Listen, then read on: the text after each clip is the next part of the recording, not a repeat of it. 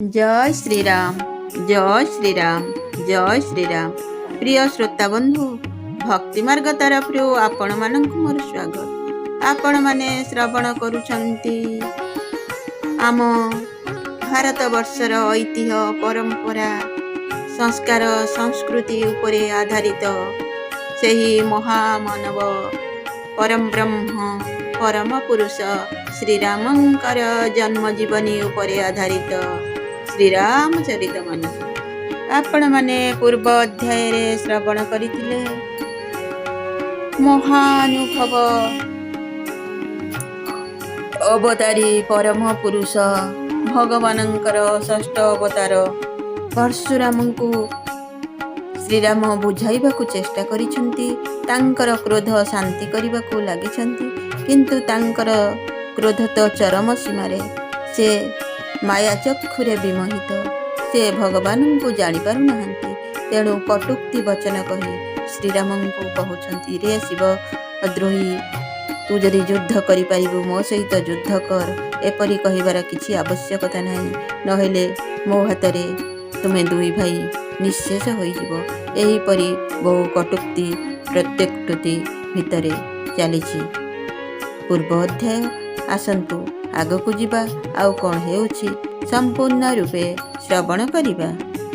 नारायणं नमस्कृत्यं नरो चैवं नरोत्तमं देवीं सरस्वतीं व्यासं ततो जये मुदीरयेत्। मूकं करोति वाचालं पङ्गुलङ्घयते गिरिं यद्रूपातमहं वन्दे परमानन्द माधव परमानन्द माधव परमानन्द माधव। राम कहा मुनि कहु विचारी रिसती बड़ी लघु चुक हमारी। छुअत ही टूट पिना कपुराना मोई कही है तू कराऊ अभिमान। श्रीराम कहले, हे मुनि टिके विचार करी कथा कहंतु। आपणक क्रोध बहुत बड़, मो भूल किंतु बहुत छोट। पुरुणा धनुटा छू छू भांगी गला, सेथिरे मु काहीकि अभिमान करिबी? एथिरे मोर अभिमान करिबार कोन अछि?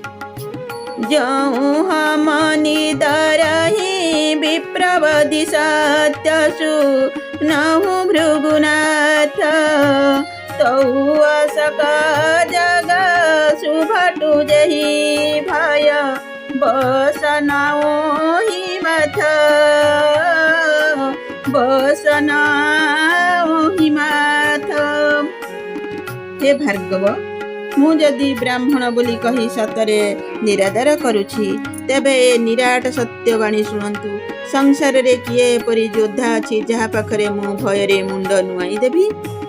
देव तनुज भूपति भटनाना समबल अधिक हो बलवाना। जौर नहमहि पचारई कहू लहरई सुखे न कालु कि न हो। देवता हुअन्तु कि दैत्य हुअन्तु कि राजा हुअन्तु कि अन्य जे केही महावीर हुअन्तु, से बलरे आमर समकक्ष हुअन्तु कि आमठारु अधिक बलवान हुअन्तु, आमको जदि से युद्ध पई आह्वान देबे, से स्वयं काल होइथान्तु ना काहेकि आमे तांक सहित खुशी रे लड़िबु।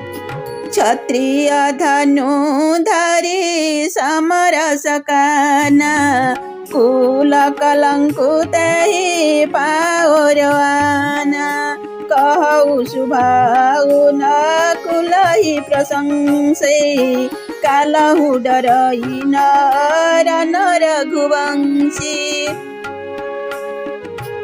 क्षत्रिय शरीर रे धरी जे युद्ध को डरिला, से ता कूलर कलंक बोलीदेला।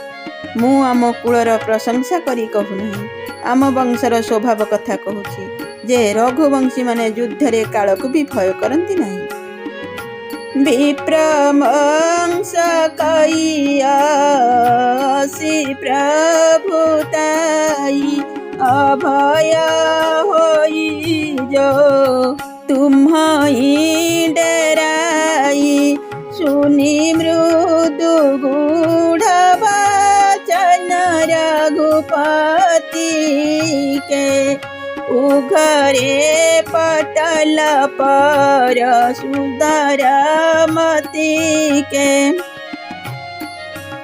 ब्राह्मण कुलर यह महिमा जे जो माने आपणंकु अर्थात ब्राह्मण मानंकु भय करती से माने अन्य समस्त पाखरे निर्भय हो जाती अथवा जे पूरापूरी निर्भय से भी आपणंकु भय करती।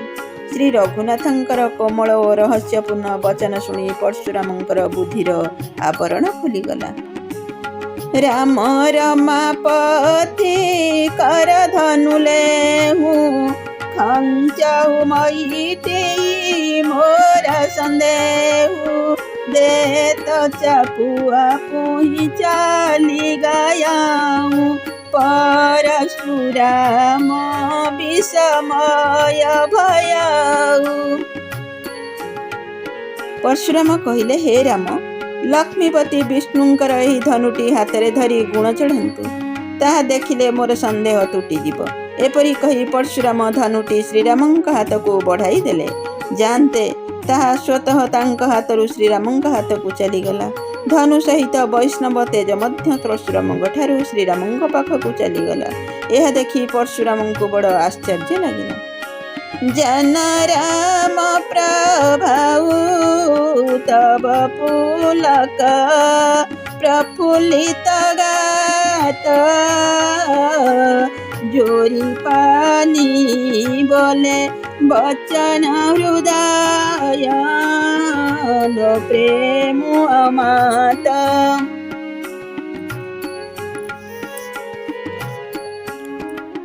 सेतेबेले जाई से श्रीरामंक प्रभाव जानिपारे तांकर शरीर पुलकित और प्रफुल्लित होईगला। हृदय प्रेम उछुड़ी पड़ा। से दुई कर जोड़ी स्तुति कले जय रघुवंश भजन वन भानु गहन धनु जकुल दन कृशानु जय सुर विप्रधेनु हितकारी जय मद मोह को भ्रमहारी। हे रघुकुल रूपी कमल बनर सूर्य हे काल राक्षस कुल रूपी घन अरण्यर दाहक अग्नि आपणंकर जय हेउ। हे देव ब्राह्मण गोकुलर हितकारी आपणंकर जय हेउ। हे मद मोह क्रोध भ्रांतिर हरणकारी आपणंकर जय हेउ। विनयशील करुणा गुण सागर जयति वचन रचना अति नगर सेवक सुख सुभग सबंग जय शरीर छवि कोटि अनंग। हे विनय सुशीतल कृपा आदि गुणर सागर हे बाक्कुशली आपणंकर जय हेउ। हे सेवक सुखदायी हे सर्वांग सुंदर हे कोटि कामदेवर छवि धरी आपणंकर जय हेउ। करऊँ कह मुख एक प्रशंसा जय महेश मानस मानस हंसा अनुचित बहुत कहूँ अज्ञाता क्षमहूँ क्षमा मंदिर भ्राता। मु गोटे मुखरे आपणंकर बा की प्रशंसा करिबी। हे महादेवंक मनरूपी मानसरोवर हंस आपणंकर जय हेउ। मु अजाणतरे आपणंकु बहु अनुचित कथा कहिदेली। हे क्षमा निलय दुई भाई मते क्षमा करि दियंतु। कही जय जय जय रघुकुल केतु भृगुपति गए नहीं तब हेतु अपभय कुटिल मही पडेरान जहाँ तहाँ कायर गाँव ही पराने। हे रघुकुलर ध्वज श्रीराम आपणंकर जय हेउ जय हेउ जय हेउ। एपरि कही परशुराम तप करने निमंते वन को चलीगले। यह देखी दुष्ट राजा माने वृथा भୟରେ अर्थात रामंक पाखरे तो परशुराम भी हारीगले। आमे तो यह अपमान देइछु, ये आम उपरे प्रतिशोध नहीं पारंती, यही भୟରେ डरीगले। सेही कापुरुष राजा माने जेउ बाट पाइले सेही बाटरे चुपचाप खसी पलाई गले।